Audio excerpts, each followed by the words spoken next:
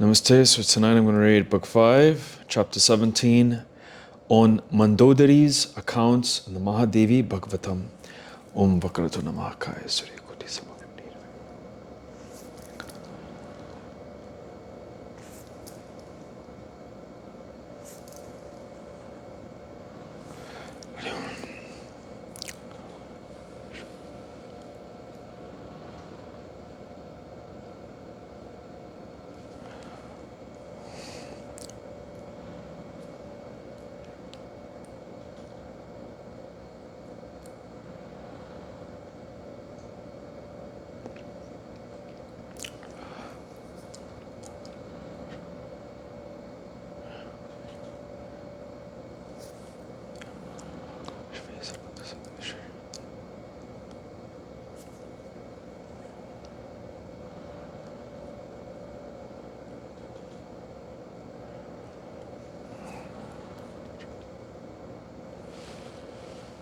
Om Tat Sat.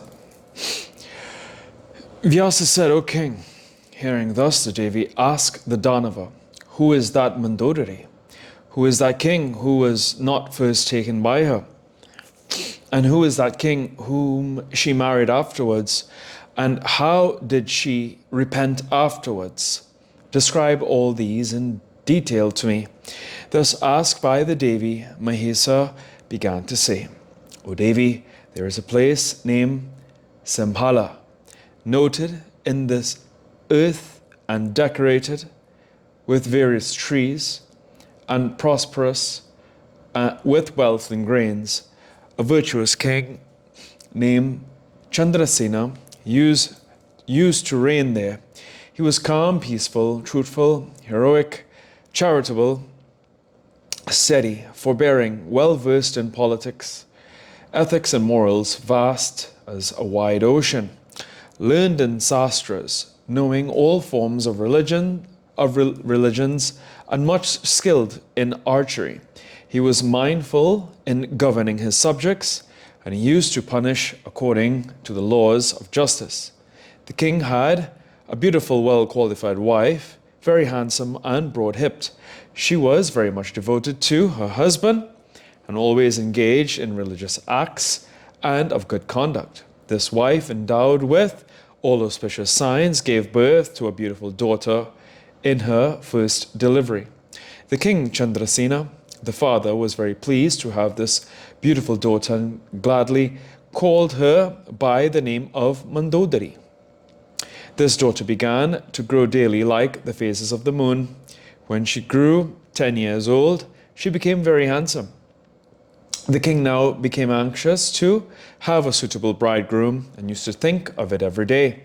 The Brahmins then told the king that there was a prince named Kambugriva, the intelligent son of the powerful king Sudhandava of Madra. This prince was endowed with all kingly qualifications and versed in all knowledge, and was therefore a fit match for your daughter. The king then asked his dear qualified wife that he would like to marry his daughter to Kambugriva.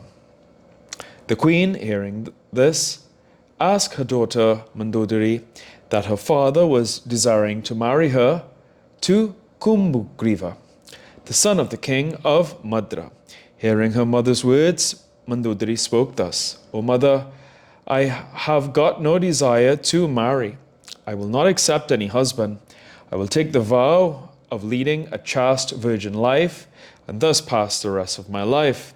O mother, there is nothing more miserable in this ocean of world than dependence. I therefore prefer to lead incessantly a life of severe asceticism. The Pandits versed in the sastras say that taking up the vow of separateness and independence leads to salvation. I will thus be liberated. I have no need for a husband. At the time of marriage ceremony, one has to say before the consecrated fire that one will remain always dependent to one's husband in every way. Besides, in a father-in-law's house, one has to pass one's time as a slave, as it were, to one's mother-in-law and to husband's younger brothers Again, one will have to think oneself as happy when one's husband is happy, and as unhappy when one's husband is unhappy. This is the worst of all miseries. Again, if the husband marries again another woman, then this misery of having a co-wife is extreme. O mother, jealousy arises then towards even one's own husband, and therefore suffering is endless. Therefore, what happiness can there be in this dreamlike worlds, especially with women who are made dependent by nature? O mother, I heard that in days of yore, the religious son of Uttanapada, Uttama was younger than Dhruva, and yet he became king. And the king Uttanapada banished his dear wife, solely devoted to her husband, without any cause, to the forest. Therefore, women have to suffer such diverse pains while their husbands are living. And if by chance the husband dies, then women get interminable pains. The widowhood becomes the only source of grief and sorrow. Again, if the husband be in a foreign land, women become subjected to the fire of Cupid, and then the house becomes an object of more agony. Thus, whether the husband lives or dies, there is no happiness at any time. Thus, according to my opinion, I ought never to accept any husband. The mother then told her husband all about what the daughter had said. Mandodari would accept the vow of a lifelong virgin. She had no desire to marry. She had brought forward many faults in her worldly life, and thus would perform vows and japams and pass her time alone. She did not yearn after a husband. The king, hearing thus, came to know that his daughter had no intention to marry, and so began to pass his time without giving away his daughter in marriage. Thus the daughter lived in family, protected by her father and mother. By that time, signs of puberty were seen in the body of the daughter. Her comrades requested her repeatedly to select a bridegroom, but she spoke many words of wisdom and did not show any inclination for marriage. Once on an occasion, that beautiful-faced woman went out with her female attendants on a pleasure trip to a garden, beautified with various trees. There the slender-bodied one began to play and enjoy with her comrades in picking up various flowers and beautiful flowering creepers. Just at that time, the famous king of Kosala, the powerful Virasena, came there accidentally. Alone, he was on his chariot, attended by a few soldiers. His large army and retinue were coming slowly behind him at some distance. Her comrades then, looking at that king from a distance, told Mandodari, "O friend, see, somebody strong and beautiful, like a second god of love, is coming towards us, mounted on a chariot. I think some king he will be, and we are very lucky that he has come here."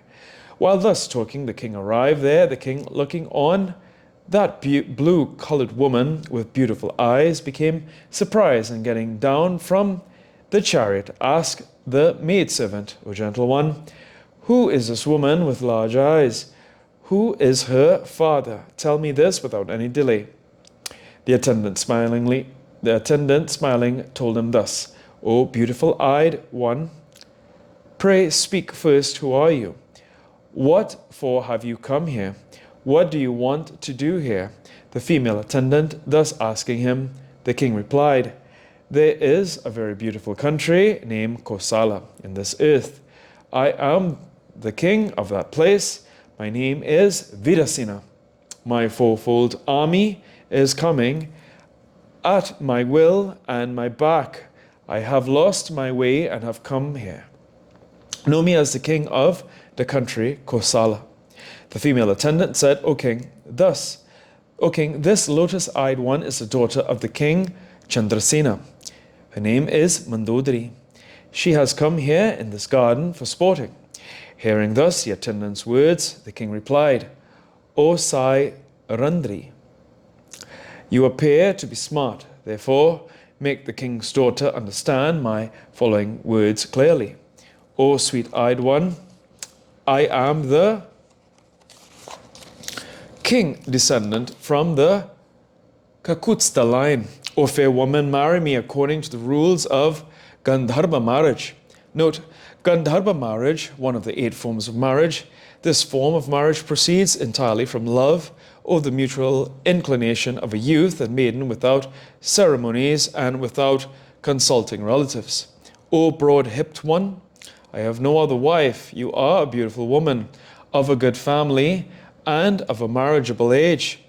I therefore like to marry you, or your father may marry you to me according to rules and ceremonies. If so, I will no doubt be your husband as you desire.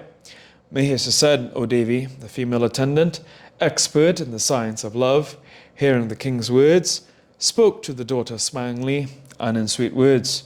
O Mandodari, a very good-looking, beautiful king of the Solar dynasty has come here. He is very pretty, powerful, and of your age. O beautiful, the king is entirely devoted to you and loves you very much. O large-eyed one, your time of marriage has come, and yet you have not married. Rather, you are against it. Your father is, therefore, always very sorry and remorseful. See how many a time your father signs and told us. O attendants, always serve my daughter and awaken her to this, but you are engaged in penances and austerities. In Hatha Dharma, therefore we cannot request you on this matter. The Munis have said, to serve the husband is the highest virtue of a woman. O large-eyed, women get heaven if they serve their husband, therefore you better marry according to rules and ceremonies. Mandodari said, I am not going to marry. Better that I should perform an extraordinary tapasya, asceticism. O girls, you go and ask the king to desist in his request. Why is he shamelessly looking at me? The female attendant then said, O Devi, passion is very hard to conquer. Time is also surmountable with difficulty.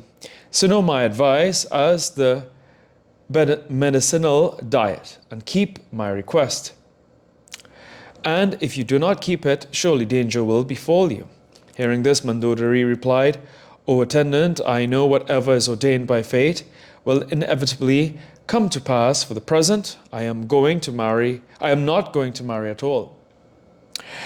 Mahesa said, the female attendant, knowing this, her obstinate view, told the king, O king, this woman likes not a good husband. You would better go wherever you like. The king heard and did not want to marry that woman anymore, and being sad and broken-hearted, went back to his army to Kosala. Here ends the 17th chapter of the 5th skanda on Mandodari's accounts in the Mahapuranam Srimad Devi Bhagavatam of 18,000 verses by Maharishi Vedvyasa. Om Jayanti Mangalakari Padrakali Kapari.